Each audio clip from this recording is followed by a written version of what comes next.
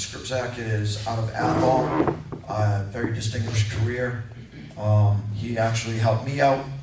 I'm also on a special issuance with cancer, and I now have a class 1 myself. And he helped me out, so I can't thank him enough. So I'm going to bring up Dr. Skrzypczak and let him talk about the medical arena. Doctor. You can put your hands together. Good morning. My name's John Skrzypczak. I am an instrument-rated pilot, and I have a 172 in hangar 15 on the field, and I haven't flown in more than 3 years. My son flies my airplane, and I still pay most of the bills. I guess you have to take care of the kids, you know. There's one thing missing on Jim's slide, last slide. You also need a medical if you fly solo. I mean, not just if you're carrying one passenger or more. I just did want to make that a quick mention. So when Charlie put out this thing for the Rusty Pilots, I told him I was interested. And he said, would you mind talking about the medical certification? I said, sure. So that's why I'm here. I'd like to go over some basics and open it up to questions. And hopefully I can answer those. If there's something I can't answer, I can't memorize everything in the Bible that they give us, I can get back to you and answer any questions. Now, I was the former medical director of 2 emergency departments, Haywood and Athol, Haywood Hospital and Gardner, and Athol Memorial together. I was the head of a group, and I was the chief of service of those 2 ERs for 33 years, but now I'm retired. I'm still on the board of both hospitals, and I just do this because I love aviation, and I love working with you guys. And many pilots have come to me since 1991. I've been doing this for 25 years. I am not an FAA employee. I am designated by the FAA. I still have to go to their courses and reviews online and also in different cities here and there. So if you go on FAA.gov and you scroll across the top and look at licenses and certifications, then go to medical certifications. If you're looking for an AME, scroll down to where it says find an AME. You're going to go to a site where it's going to list, you put your state in, and it'll list the county that you live in, and it will pick whatever county you want to go to, and you will find a list of AMEs. There's not many of us around because nobody wants to do it too much. If you're a busy doctor in practice, it's just not worth it. It's not financially worth it. I am the only doctor listed in Worcester County. Dr. Gavrick's the only one in Franklin County. Middlesex might have 3 or 4, I forget. But you could look things up and see and find the AME of your choice. Hopefully you find someone geographically close to you. If you scroll down a little bit more, you'll find under aviation medical examiners, you'll find a guide for aviation medical examiners. That's the Bible. That's why it's updated all the time. You could go into that yourself and look up any diagnosis, look up what the disposition has to be, whether it's a deferral, whether it's not a deferral, or what you might need to bring in and that sort of thing. So it's all online on FAA.gov, and at any time call me and I could guide you through any questions you have. There are 3 medicals. There's Class 1, Class 2, Class 3. I only do 2s and 3s. Class 1 is for airline pilots. It's every 6 months. Class 2 is every year. That's commercial pilot. It's good for 1 year, and it's good to the end of the month. So if I do the exam on you April 14th of 2016, you're good till April 30th of 2017. Class 3s are 2 years, same thing, good until the end of the month, but if you're under the age of 40, they're good for 5 years. So I a bunch of Charlie students, they come in, they see me, they're good for 5 years. As Jim mentioned, I have 3, yes, Charlie? Can I ask you a question? Yeah, ask me anything you want, but I won't tell about your medical history. It's probably the next slide, right? Yeah, oh, it is. One of the things I think worth noting is if you're 39 years old, yeah, and your medical is still valid, it's probably a good idea to go get one anyhow, because then you'll get it good for 5 years. Am I right? Yeah, that's exactly right. You're good for 5 years, and I have had people jump ahead a little bit and see me when they're 39, so now they're good to 44. That's right. And again, whatever the pilot wants me to do, I do. Charlie sent me a couple of kids, and I used to be able to give student pilot and student pilot certificates and medical certificates to students, and you need to be 16 to solo and to get your medical. So sometimes we would do this, the kid on his birthday, I would drive in, do this on his birthday, and we'd get into, a couple of them got into the Fitchburg Sentinel, right? Because kid's 16, hopefully it was a good weather day for his solo, and it worked out a couple of times. So I'm happy to help in any way I could. So I have three choices. I could give you your ticket, I could defer you, or I could deny you. I have not denied anyone in 25 years. I would say 90% of everyone I see gets their ticket and they walk out with it. But 10% I have to defer, and like Jim said, deferral only means I bump it up the ladder. I bump it up to Dr. Clark, who unfortunately just announced his retirement April 1st. He's been my boss the whole time, but I bump it up to him, and he just gets back to you and asks you for more information. Like prostate cancer is a very common diagnosis. So he would send you a letter after I defer you. So I do a full exam, I look at your eyes, I do all that, so listen to your ticker, and then I defer you to Dr. Clark, and then he would ask you for some more information, like your PS2, go online and register. You probably remember when you used to fill out this 8508 form in a doctor's office, your name, your address, your social security number, doctor visits, medicines. You now have to do that online. And the website is MedX, P-R-E-S-S. Don't write E in front of the X, because I think you get a trucking company. So it's MedExpress log-on, and then you fill out that form, and when that form is all filled out, you'll get a confirmation number at the end of it. It's like a 12-digit number. That's the number I need. So you need to email me or text me that number.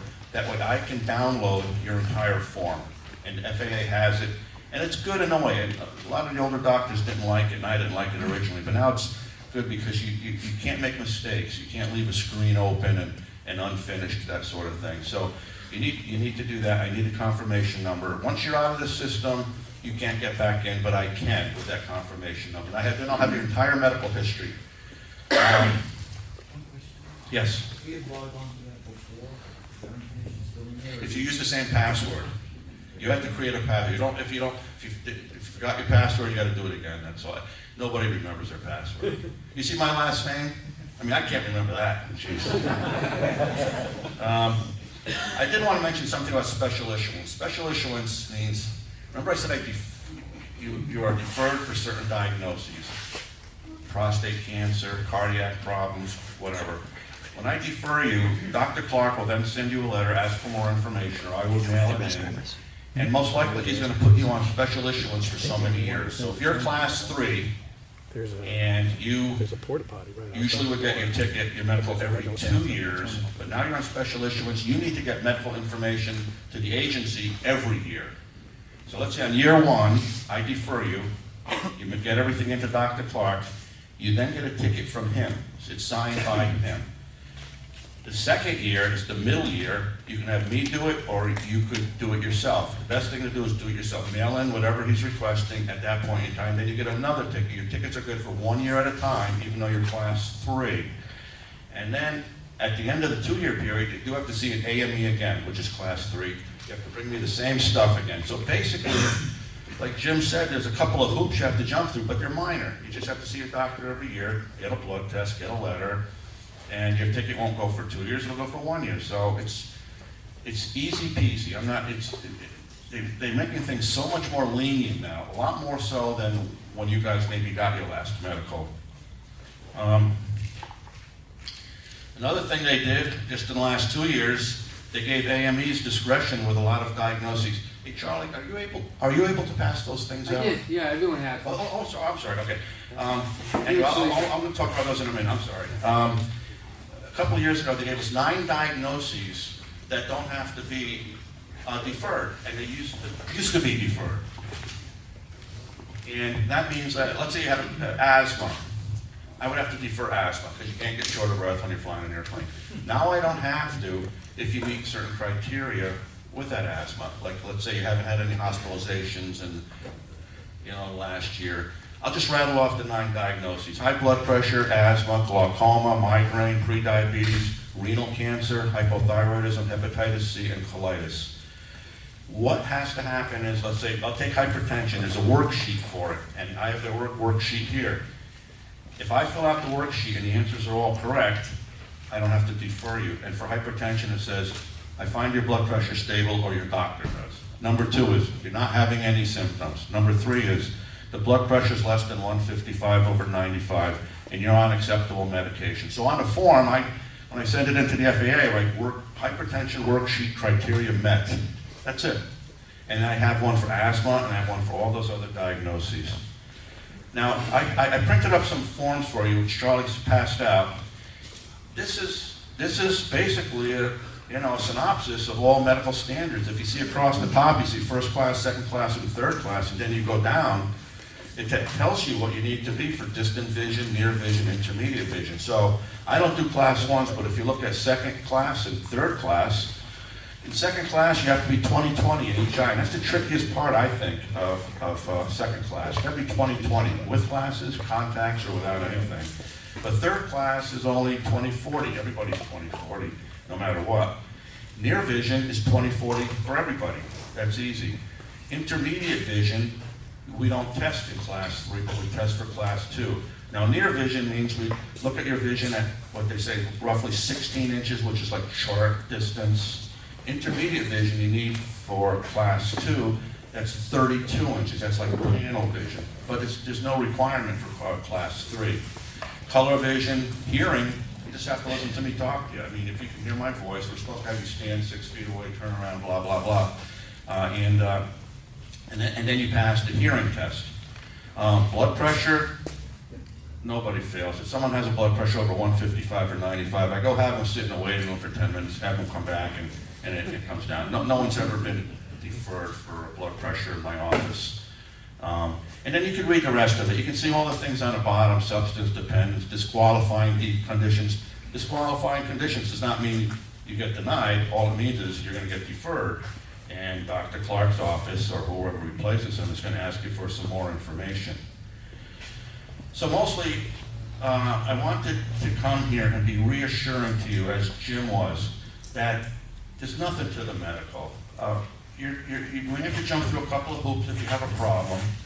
I left cards up there, but I don't care what AME you go to, but if you have questions, even if you go to someone else, call me. Anytime I can take a break from my wife, I take the call.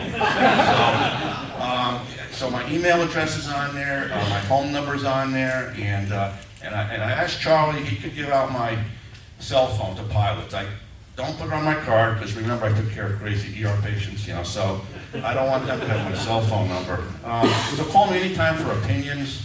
I advise that you try, I can give you an appointment, I only do it a couple days a month. I advise that you, I can give you an appointment within 2 weeks. And I did 8 exams yesterday. And I do them a couple days a month, and I do them at Athol Hospital. And like someone called me on Wednesday. I said, well, you get me the MedExpress confirmation number. I'll see you in 2 days on Friday. So they did, and I saw them on Friday. So you'll get an appointment quickly. But I always ask, is there any medical issues that I can sort of tip you, give you some advice on what you can bring me and what I can help you with. Now, I'm here for questions, so you have a question? Well, I can add, there's one that's more deeper, I'll ask you on the side, but Okay. The bigger one, it's more of one of the disqualifying conditions. Okay. But the other thing was, the FAA, I know you're probably better than following the AOPA and the laws in Congress for third class. Yeah. If they go into effect, and what does that mean? Do you know much about the? I don't have an answer to that. Most of the people in here, the question is, are they going to get rid of the class 3? And AOPA is campaigning for this, and I've been an AOPA member for a million years. I think they will not, and Dr. Clark thinks they will not. The argument is if you can drive a car, you can fly an airplane. I don't think I really agree with that, because if you're an insulin-controlled diabetic, you can get in your car and drive any place. But if you're an insulin-controlled diabetic, you can certainly fly an airplane. I have several patients who do, but they have to be monitored along the way. And all these, like glaucoma, you need to, no matter how severe, you can probably drive a car, but if you have major defects, you can't, you know what I mean? I don't know. I don't know what's going to finally happen. They think we make a lot of money. Trust me, that's forget it. No, that's not the case at all. Yes? One point, if that thing does go through, Yep. for everybody here, from what I understand, it would be 1 year before it would go into effect. So, in other words, for all the rusty pilots here that want to get started, don't plan on it now, even if you see it passed in July, for example. Oh, yeah, I think it's gonna be well debated. I mean, what do you guys think? If you drive a car, can you fly an airplane? I don't know if I'd wanna fly with some of those medical conditions unless they were monitored, unless the blood sugars were checked and, that sort of thing, yes. But I do have one item for other people here, and I'd like your comment on it. In the Med Express, one thing that might kind of freak people out a little bit is they ask for your last 3 years of doctor visits. Yep. And most of us wouldn't be keeping records of the last 3 years of doctor visits. What do you recommend? The answer is you have to be as honest and complete as you can. Because I've had cases where a patient has prostate cancer, but they skipped putting down that they saw the urologist, so you can't do that. And I don't think it's investigated. I've had people say another question is, have you ever had a DUI? They write no, but they did, so the FAA will track that down. Can you just take kind of best guess when it was, for example? Yeah, that's what I do for myself. I put best guess, and just write routine physical. And the other thing is when you fill out that form, write previously reported for everything, if you reported it once before, like any surgeries. Well, appendix as a kid, my gallbladder was out, Charlie had a brain transplant. Then if he's reported once before, then you don't have to just write previously reported. One guy came in yesterday, he wrote a Bible down. Well, I had a medical disability, 5%. I said, don't do that. You already did that. You did that 2 years ago. You don't want to, flag anything. In other words, the FAA does eventually, Jim will say, look at everything. They do look at everything. Sometimes it takes a while. Like the DUIs, they will pick up on the DUI if you lie about it. So, yes. So if it was on your last medical, you don't have to bother putting it down if you have those. You have to check off yes. Yeah. And then under the letter U, any admissions to the hospital, letter U, then you write U under comments and you write previously reported. Okay. That's it. You don't have to write hospitalizations, what you had done, nothing. You should write it down like you see your eye doctor every year. Do you have to write down every time you saw that eye doctor? I don't think for glasses, but you should for. I mean, just for a routine. For not, I don't think so. Even ophthalmologist, I would say yes. And there's optometrists, opticians. They do Right. glasses. Then there's ophthalmologists. They're the doctors. If you see a doctor, you should write it down. Every single instance that you saw something. That's what they want. Okay. The FAA. Jim, they're pretty picky. Well, on on my 8500, I go on Med Express. Yeah. When I get ready to submit it, I print it out. Yeah. And I hate to say it, because I've been through a whole boatload of medical procedures. I put them in. I put them in. Now, I've been doing pretty good for a few years. So now I'm checking all the boxes when as the doctor said. I'm doing, previously reported. And then I only report the recent ones, Right. And right. the lung transplant and the brain. Yeah. The small stuff. Yeah, I would put everything down as best you could. And the answer is be complete. Yes, I'm sorry. For the near vision, do they let you use reading glasses for those of us that need them?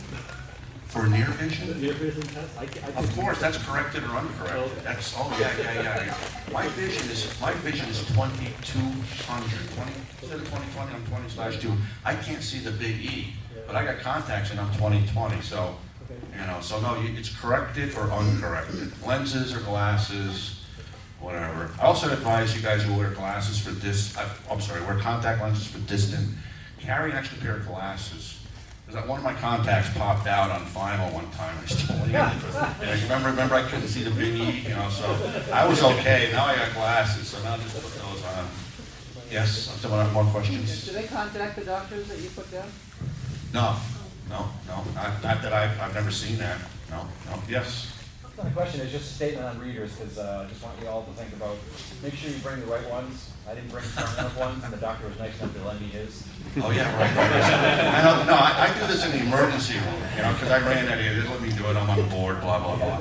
Here, try And this. so sometimes they forget their cheaters. The pilot will forget his cheaters, so we go to the nursing station. I say, okay, nurses, give me your cheaters. Yeah. So I bring the nurses' cheaters in, and we get them to his, and you only have to be 20/40. 20/40 for everything. The 20/20 on distant for class 2 is the trickiest part. So make sure, you know, if you're 20/40/50 and for class 2, you can't get a class 2. But if you got the right classes, then you could, you know, so. Any other questions? You got a question? Actually, it's kind of similar, I was wondering about bifocals. Oh, but, Group now. oh, no, bifocals, I mean progressives, or, oh, yeah, whatever, yeah. Whatever works for you, whatever glasses or corrective lenses work. You know, the class 2 also has some other parts of the eye exam, which I'm not gonna go into. We measure for cross-eyedness, phorias, and things like that, which I do, but, it's no one fails on anything like that. Sorry, just one more comment. Yeah. I'm a returned rusty pilot, and now my vision is garbage, so electronic displays are a lot smaller than VOR needles. Oh. So you definitely need readers, and you gotta learn how to fly with them, it's different. So You you can't definitely, use your GPS. right, well, you know, vision, that's problem number 1 when you're flying, really, so. Any other questions? Yes. Yeah. If you had something like cataract surgery and everything was fine, do you still have to like go to your ophthalmologist or? Everything's- No, everything's there's, fine? As long as you can pass. you have my card. Send me there's a waiting period after, no, you don't need to do anything you need to mention that you had it, you Right. know, surgeries, whatever. And no, there's a waiting period, I think it's 60 days, and if you're fine, I mean, the people who have had cataract surgery do very well. They go from 20/200 to 20/20, so it's a major improvement. And I saw one yesterday who had it, but there's a waiting, I forgot what the waiting period is, 60 days or 30 days or something, so, after the surgery to make sure everything's okay. Yep. I have a CPAP.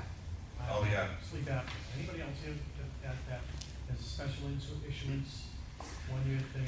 That's OSA, that's obstructive sleep apnea. That is, that's a deferral, and have a special issuance. Actually, we have a whole screen, it's just new in the last year for obstructive sleep apnea. So I just check it off, not at risk. And if your BMI comes out to, the computer figures out your BMI, as soon as I put your weight in and your height, and I think if it's over 30, you're at risk. So I'm supposed to say that I have discussed it with you, possibly give you some educational materials on it, if your BMI is that. I don't defer you or deny you. Now, if you come in and you already have the diagnosis, which you have, not a big deal. You'll have to go through special issuance, and you'll have to get, you know, a note from your doctor every year making sure that you're not having somnolence during the day, and there's a couple of other requirements. But just like as if you had any other diagnosis, that was a deferral. But they're cranking down on sleep apnea, even with the DOT physicals, really. I mean, you know, you can't have the big truck drivers falling asleep or get somnolent when they're driving their truck. So,